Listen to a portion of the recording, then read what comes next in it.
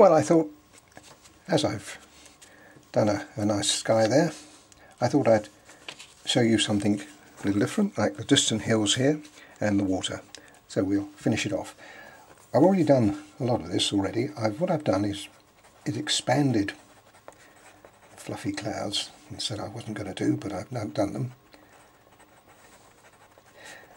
Like that. And I'm going to add a few more colours into it now. I'm just going to put a little bit of ochre in.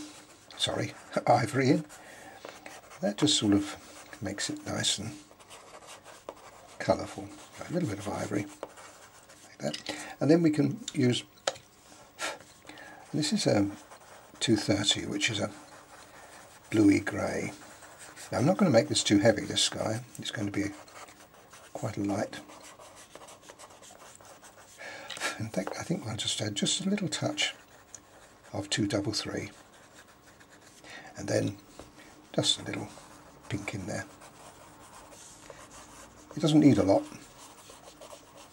but it's a nice idea just to put a little in. Then we can just blend that in with our 230, and then finally just a little bit more white. There we are, and I think we'll leave that alone. It just adds just a spot of colour, and just use finger in it just to quieten it down. Now the distant hills, what I'm going to do here is going to very lightly with my pencil. I've already started it off. Just put another hill in there. And that really is in the distance. So we've got 3 layers here. That's the very furthest hill. Then we've got this one, which is a little bit nearer, and that one, which is relatively close. So what we've done here, you'll see we've brought the sky already down to that hill. So what we do now is we just enhance it slightly by putting a little bit more sky colour on. So this is the blue that we used before.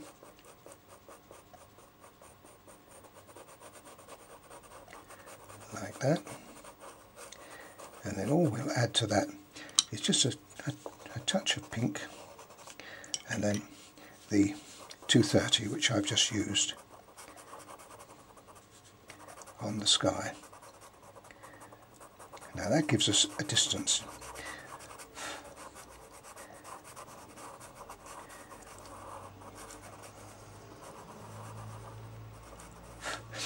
Now to make it stand out a little more, there is another trick we can do. Let me just show you. I'll turn it upside down.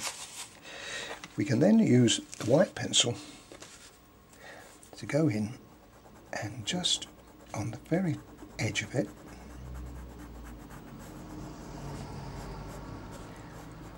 put the white. That white then will be coming back into the sky we've already done before.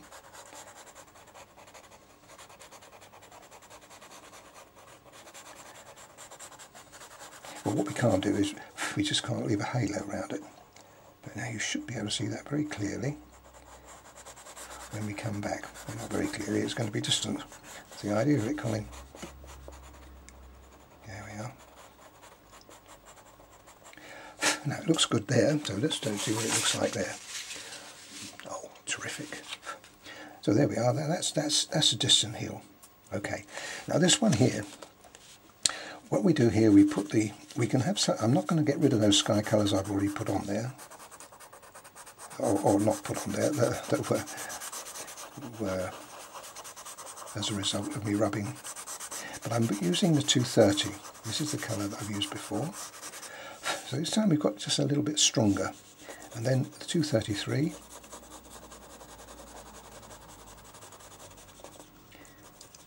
Now we're going to be going on the edge of that. Obviously if you've got a strong pencil line there, you've really got to get rid of it.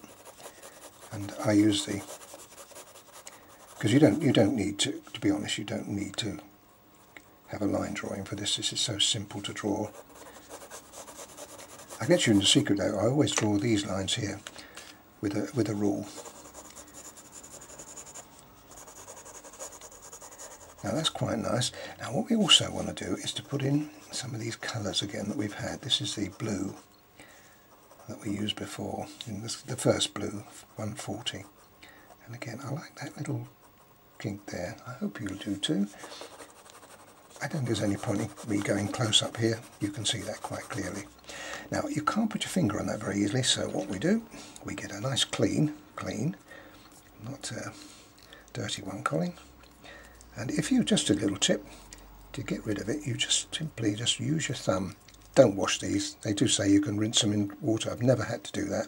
Look how clean that comes up. Good.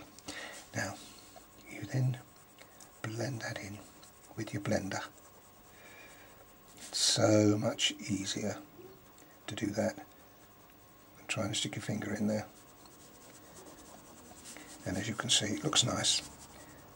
Now, we could put some detail in that. Depends how far you want to go really, but I would probably tend to do that. I'd put a little bit of detail. Not in any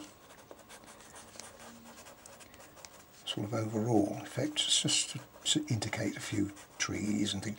And then you also can put just a little smidgen of green, because you've got these colours underneath. All these other colours that are going on top are going to be subdued quite dramatically. Now I want a little bit of 182 here, just a touch. See, those colours aren't strong, are they? And then with your colour shaper again, you can just fashion it so it looks as though you've got bits of detail in there. That's all you need to do. Now look at the difference that those two make. And if you really want to push the boat out, what I'll do here is I'll put, I'll use my lighter.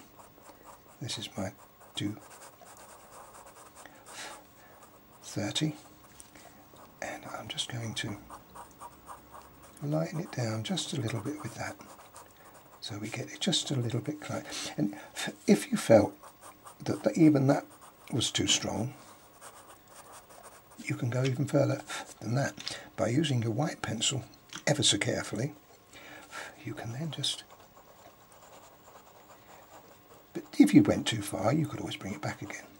See what I mean? So now what you've got is a kind of like a little bit of mist coming over the top of that. Very pretty, Colin. Now this one, now here, what I want to do here, I want to make that a little closer, so I'm going to rub out the sky colours. Remember, that one had sky colours all over. That one I didn't bother with, but this one I am, because this now is much closer. And although I'll still be putting the light grey on that, I didn't want the influence of the whites and the blues of the sky colours in there. So we get rid of that. Okay. Terrific. Now we go in with our light grey as our base.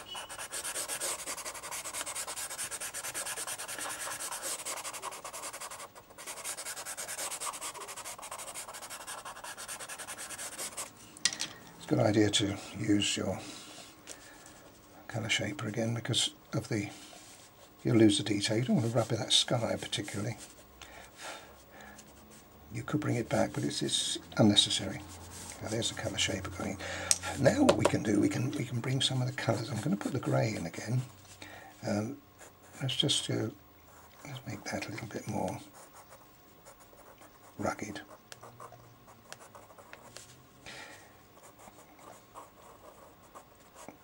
There you go. Then we can just fill that in. Now I'm not going to make that solid all over. I'm just going to put in here and there, so leave some of the undercolour there, and then we can bring some of the ochre back in.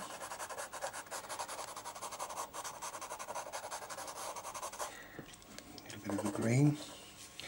In case you're wondering, that's 168 I'm using. So you don't use the dark green. You could use 170 there. Now that's got to be blended again. And again, because we've done it the way we've done it, you have got quite a nice variation of colour. Now you can make this as dark as you like, and I'm going to go a lot darker than that. But we can see how it's all beginning to work now. So let's go in with some more strength. Now perhaps a little darker grey again. I usually grey is always a very good colour to use because it neutralises, and so you can put in other colours. But you see much stronger now. But some areas you just want to leave light. When you're coming down here, I'm going to make that quite dark. So every time you put it in any kind of distance, you need some sort of neutrality, and this is a good one. So we just put that in there now. Let's just stop once we've done that and have a look at it. Now that's not bad, is it, as it stands? So I think that's quite good. I think we'll put just a little bit of I'm going to put a bit of sepia in here now. This is dark sepia because I want to make it just a little darker in places. I don't want to put any brown. I don't want to introduce too much colour in it. That's why I haven't touched the brown at the moment. Now here we've got to be careful because we don't want to. We want to smudge it. We want to blend it, but we don't want to lose too much of the colour. So look how I'm doing it. Just moving it around.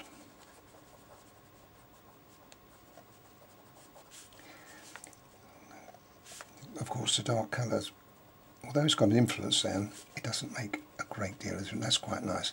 Now the only thing I want to add to that, I like that. Now see that little area there? What we can do there is just make it a little lighter with our white. And these are in fact I think I might use ivory there. That's better. Now that should be looking quite nice to you now. Before I was rudely interrupted by myself, I was going to say, I'll leave that there for a minute, I was going to use some ochre. Now this is yellow ochre, as opposed to the 182, this is 183. And that puts quite a nice tone, and that's very, very attractive. And we've already learned that a little of the yellow ochre, with just a little touch of Indian red, can add quite a nice little tone to a picture. Now that's nice. And I think, folks, I'm going to leave it at that. Because I like that. That edge can be blended. But you see, you can always do the same thing as I did down here. You can always put the lighter colour back in again, if I can find it. Here it is. Just on that edge. I've got a nice sharp point on there. A wedge of a point, and you can just come in and just quieten it. It's a good word to use. Like that. Just quietening in places. There we are. Leave it alone. Now what about here? What we can do here, we want to put some water in, so we can put some white in there. I want to go behind there, go right up close to that edge, like that. A little bit of land is important, and then we can come in again along here.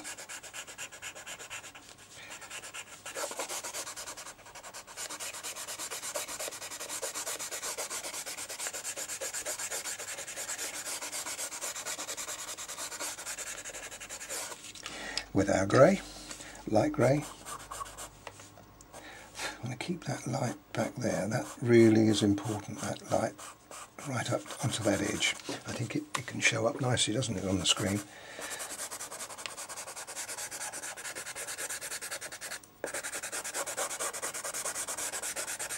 You know, so down here I didn't put any white because we're looking at the stronger towards the back. Now that's quite nice.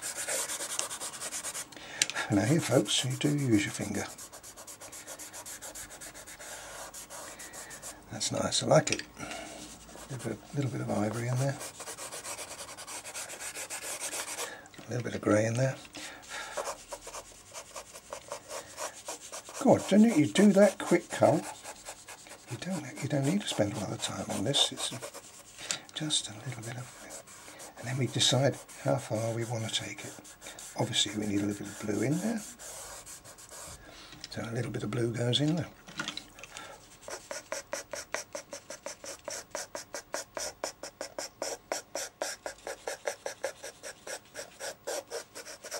A little bit of pink. These are the colours we've already previously used, remember, onto the top. And then just, now this time, very, very light. I'm not going to bring that too much. I don't want that to have just some kind of thing. Now it should be looking rather nice. Now just a little bit of blue. This is the strong blue that I used up on the sky. A little bit of blue. Don't want it any further than that. And then the 181, which I haven't used here at all, but it's a very deep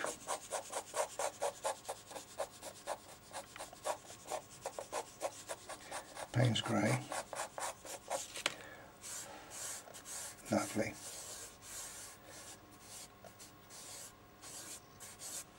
Now I'm going to go back in with the white and go along that edge.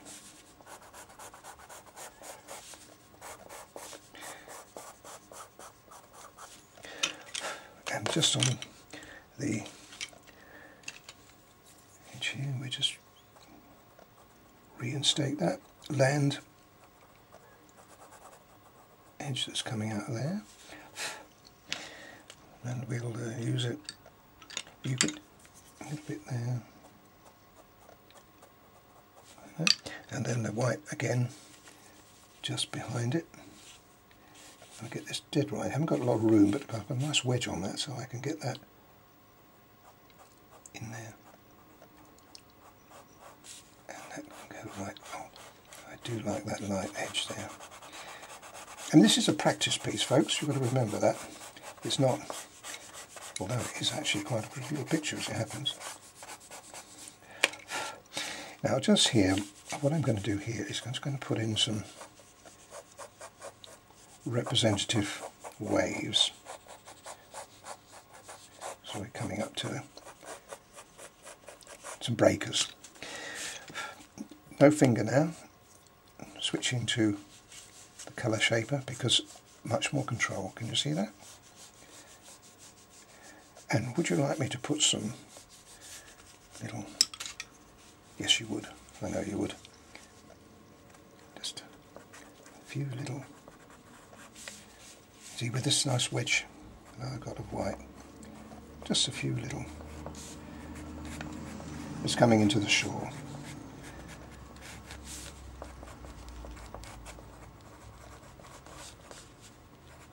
You wouldn't see it that far up. There you go. Now, if we were to take that off of there, like this, I love this bit. When you take a picture off, as you can see, it would be better, wouldn't it? If I can show you. Take the tape off. You get the feeling of a pretty little picture there.